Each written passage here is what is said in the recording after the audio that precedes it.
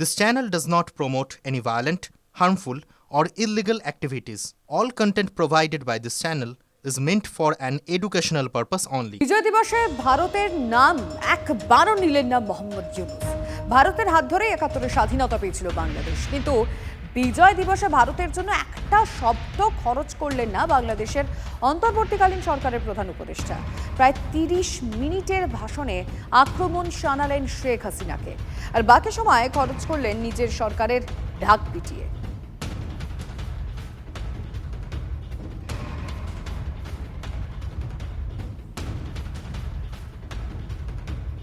মাত্রা সংস্কার যোগ করি তাহলে। বিজয় দিবসে বাংলাদেশে আক্রান্ত আওয়ামী লীগের নেতা কর্মীরা বিজয় দিবসে শ্রদ্ধা জানাতে গিয়ে জুটল বেদম মার। ইউনূস বাহিনীর হাতে আক্রান্ত আওয়ামী লীগের নেতা কর্মীরা ধানমন্ডিতে শেখ মুজিবের সমাধিতে ফুলমালা দিতে গেলে হামলা। ইউনূস বাহিনীর অত্যাচারের ভিডিও টিভি9 বাংলার হাতে। আওয়ামী লীগের নেতা কর্মীদের মেরে তুলে দেওয়া হয় পুলিশের হাতে। তাদেরকে কিন্তু এই মুহূর্তে নিয়ে যাওয়া হবে এবং এখানে কিন্তু তারা মিছিলের এই মুহূর্তে কিন্তু আরো দেখতে পাচ্ছেন যে ধানমন্ডি ৩২-এর সামনে থেকে কিন্তু আওয়ামী লীগের ২ নেতাকে কিন্তু এই মুহূর্তে আটক করা হয়েছে। দুইজনকে কিন্তু এই মুহূর্তে আমরা দেখতে পাচ্ছি যে সামনে থেকে আমরা আপনাদেরকে সরাসরি দেখানোর চেষ্টা করছি। পাশেই রাখা হয়েছে। আমরা দেখতে পাচ্ছি যে এই মুহূর্তে আপনি এখানে কেন আসছেন? আপনি আসছেন কেন? আসেন কেন ভাই? আসেন কেন ভাই? আমি হাসপাতালের দিকে যাইতেছি। এই মুহূর্তে কিন্তু তিনজনকে কিন্তু আটক করা হয়েছে। এরা কিন্তু আসলে ধানমন্ডি বাংলাদেশে হিন্দুদের উপর নির্মম নির্যাতন থামার নাম নেই। চট্টগ্রামে হিন্দু কৃষকদের ফসলে আগুন কট্টরপন্থীদের, আর সব ফসল নষ্ট। বুক ফাটা কান্না অসহায় কৃষকের।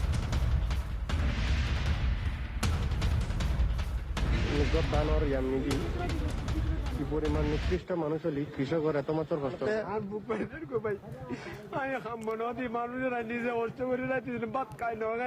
নিমিশে শেষ করে দিতে পারে। ইন আসলে কল্পনার বাইরে। ইন হলো স্বাভাবিক কিংবা এনে মানুষের হাসন ভাই। বহুত কষ্ট করে ভাই, আর ১ ঘন্টার ভিতর বেশি শেষ করে 10 মিনিট নয় তুমি ভাই। জায়গাটা বাংলাদেশ থেকে ওষুধ আমদানি করতে চায় পাকিস্তান। আরো গভীর পাকিস্তান বাংলাদেশ সম্পর্ক। পাকিস্তানের হাই কমিশনারের সঙ্গে সাক্ষাৎ বাংলাদেশের স্বাস্থ্য উপদেষ্টার। পিছিয়ে পড়া দেশের ওষুধের দরাজ প্রশংসা পাক সরকারের। হাজার হাজার টাকার ওষুধ কেনার প্রতিশ্রুতি। ইউনূস প্রশাসনকে বাগে আনার রাস্তা আরো চওড়া করল রাওয়ালপিন্ডি। এই প্রেম কতদিন স্থায়িত্ব লাভ করবে নির্ভর করবে তাদের ওপরে, তাদের বর্দা বা বর্দি বিশ্বের অন্যত্র থেকে যে ছড়ি ঘরানোর চেষ্টা করতেন তাদের হস্তক্ষেপের ওপরে। আমরা ভারতবাসী হিসেবে, ভারতবর্ষের চিকিৎসক হিসেবে সমস্ত ঘটনার উপরে নজর রাখছি। আমরা মনে করি এটা একটা আন্তর্জাতিক কূটনৈতিক চাল। ভারত বা ভারতের মধ্যে যারা অতীত দিনে বাংলাদেশের পাশে সলিড রকের মতো দাঁড়িয়েছিল তাদের বিব্রত এবং বিভ্রান্ত করার একটা উদ্যোগ ছাড়া অন্য কিছু না। এটা একটা হাস্যকর ব্যাপার, কারণ সাধারণ মানুষগুলো এই অতি সাম্প্রদায়িকতার জন্য তারা কিন্তু ক্ষতিগ্রস্ত হবে। কারণ ভারতবর্ষ এই মুহূর্তে শুধুমাত্র এশিয়ার মধ্যে নয়, সারা পৃথিবীর মধ্যে one of the cheapest country. এমনকি লন্ডন, আমেরিকা, এখান থেকেও মানুষ যারা থাকেন তারা ডক্টর অ্যাপয়েন্টমেন্ট পান না 30 দিন 40 দিন বাদে। তারা পর্যন্ত মেডিকেল ট্যুরিজমের জন্য ভারতবর্ষে আসেন। তাই তাদের এই দিবাস্বপ্ন দেখে হাসি ছাড়া আর কি পাবে বলুন? জেলবন্দি চিন্ময় কৃষ্ণ প্রভুকে ন্যায় বিচার দিতে নয়া কৌশল সাজাচ্ছেন তার আইনজীবী। তারই ইঙ্গিত রবীন্দ্র ঘোষের। জানুয়ারিতে চিন্ময় প্রভুর জামিন মামলার শুনানি। সন্ন্যাসীর হয়ে সওয়াল করতে গিয়ে কোর্টে আক্রান্ত হয়েছেন, তবুও লড়াইয়ের পথটা ছাড়তে চান না ৭৫ বছরের আইনজীবী। চিন্ময় কৃষ্ণ ন্যায় বিচার দিতে নয়া পরিকল্পনা করছেন তিনি। তার নিয়ে তুঙ্গে জল্পনা। সন্ন্যাসীকে জামিন দিতে আইনজীবীর পরবর্তী পদক্ষেপে নজর।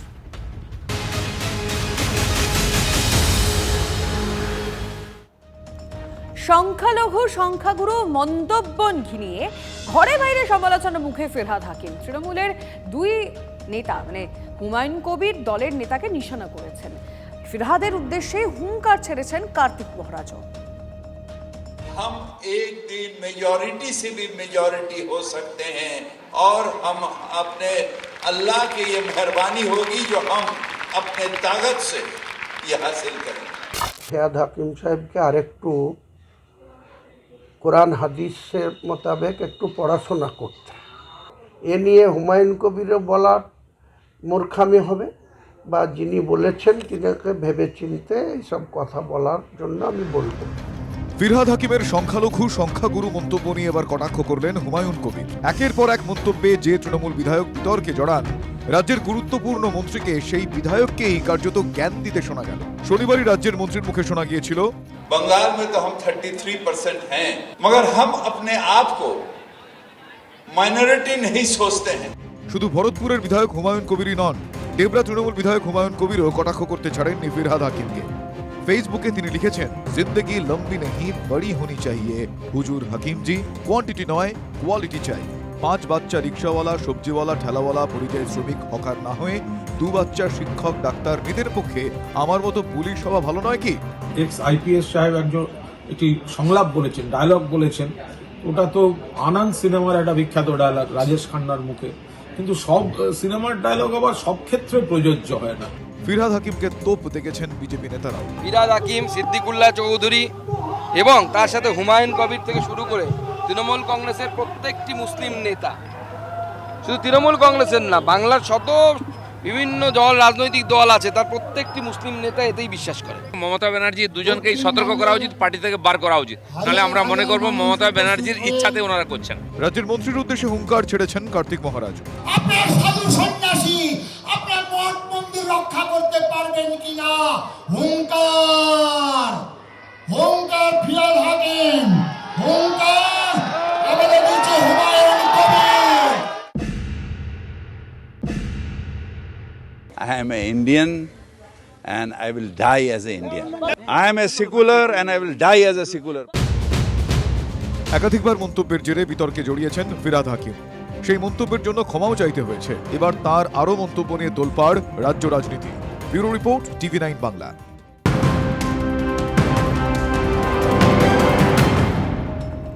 অনুব্রত কাজলদের গড়ে সমবায় ভোটে ধাক্কা তৃণমূলের। নলহাটির কয়থা সমবায় নির্বাচনে হার শাসক দলের, বাজিমাত বাম কংগ্রেস জোটের। সমবায়ের 37টি আসনের মধ্যে 20টি আসনে জয়ী জোট। তৃণমূল সমর্থিত প্রার্থীরা জয়ী হয়েছে 17টি আসনে। পঞ্চায়েত ভোটে নলহাটিতে একছত্র দাপট ছিল তৃণমূল কংগ্রেসের। লোকসভাতেও কাজল শেখের নেতৃত্বে ব্লকে লিড পেয়েছিল শাসক দল, কিন্তু সমবায় নির্বাচনে ধাক্কা।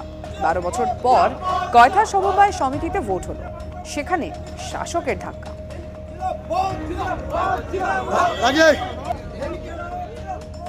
আমরা ঐক্যবদ্ধ করেছিলাম বাম কংগ্রেস জোটের পক্ষে মানুষকে, এবং সেই ঐক্যবদ্ধ যে আমাদের বার্তা, যে দুর্নীতিমুক্ত, যেমন তৃণমূল গোটা রাজ্যে দুর্নীতি করছে তেমনি কোঅপারেটিভেও করছে।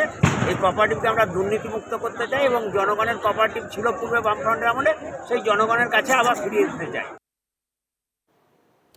আবাস যোজনার তালিকায় অযোগ্যদের নাম বাদ পড়েছেন যোগ্যরা। লিস্ট প্রকাশ হতেই ব্যাপক ক্ষোভ মুর্শিদাবাদের বেলডাঙ্গার 13টি গ্রাম পঞ্চায়েতের বাসিন্দাদের। সার্ভে পোল লিস্ট থেকে নাম বাদ দেওয়ার অভিযোগ। কুড়ে ঘর হওয়ার সত্ত্বেও মেলেনি আবাস যোজনার ঘর। নাম বাদ পড়ার কারণ খতিয়ে দেখার আবেদন বিডিওকে।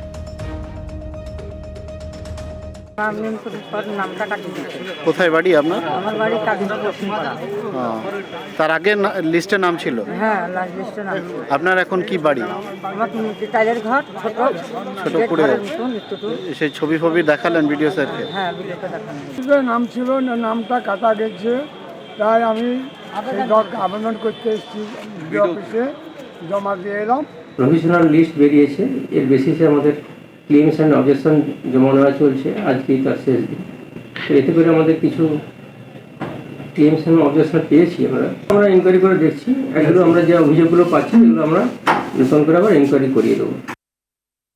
মানুষের কাছ থেকে 30% টাকা নিয়ে 20% টাকা নিয়ে নামগুলোকে ঢুকানো হয়েছে, তারপরে 50% নাম বাদ যাচ্ছে। তাহলে প্রথম থেকে তাহলে দুর্নীতিতে ভরা ছিল এই লিস্টটা। তার মানে যারা ঢুকিয়েছিল তারা দুর্নীতি করেছিল, এখন নাম বাদ দিচ্ছে সরকার, এখন হঠাৎ করে তারা সারদামণি হয়ে যাচ্ছে, মানে এখানকার বাংলার মুখ্যমন্ত্রী। তাহলে তো হবে না।